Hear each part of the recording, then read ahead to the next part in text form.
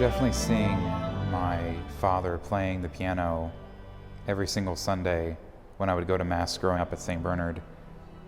Seeing my father play the piano at home, that's what got me started in this idea of wanting to become a musician and wanting to follow in my father's footsteps.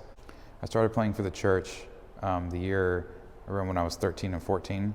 That was around when COVID started, around that time, 2020. COVID hit, and I needed to be the main organist, and Father was like, "You're really good at playing the organ.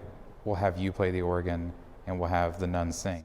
That's when I realized I actually love playing for God and playing for the people, because they said sounded good, and it sounded beautiful, and it made them worship better. And I was like, this is all because of that moment where my dad said, "Why don't you start playing? You can do it," that little push. And I knew that I could do it because of that love, that passion that I had for it.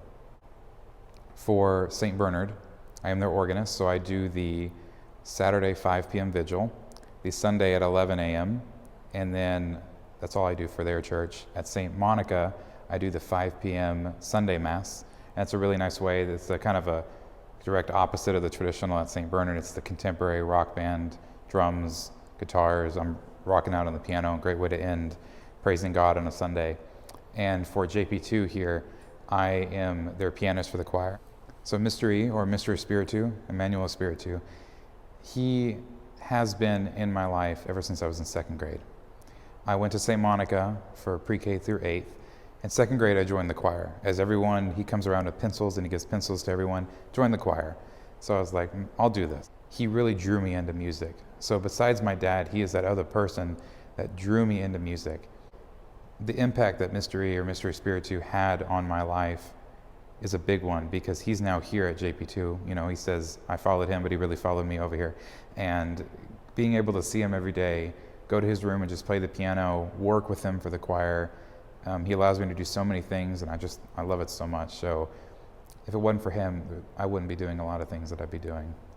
If it wasn't for music and being able to play every Sunday and every Saturday, my faith wouldn't be where it was today. So my faith has been strengthened in so many ways because of music, because the love for God that I have is based on that faith, and the love is also based and comes from music. I get out of everything I do for the church, first and foremost, an immense joy.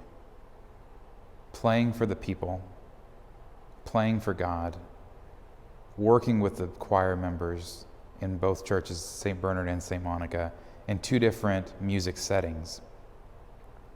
Being able to express my love for the music, express my love for God, I get that joy. And people will see, every time they watch my live stream on my YouTube channel, they will see me at the end of the Mass when the camera turns to me. They see me look up as I hold that final chord at St. Bernard. I hold that final chord, I look up, and I say thank you to God. And then I lift off and I hear the reverberation throughout the church. And people are like, "Jimmy, you're crazy," because that's like weird. You're like, whoa, first time I'm playing the organ. But that moment for me, I put all the pains and sorrows of my life into that final chord. And I say, "God, thank you for everything you've given me. Thank you for this moment to be able to praise you this hour through my music." And it lifts all the sorrows and everything. I give it to God through that. So I get this immense joy coming back from God, because I can feel his love for me through what I do for him.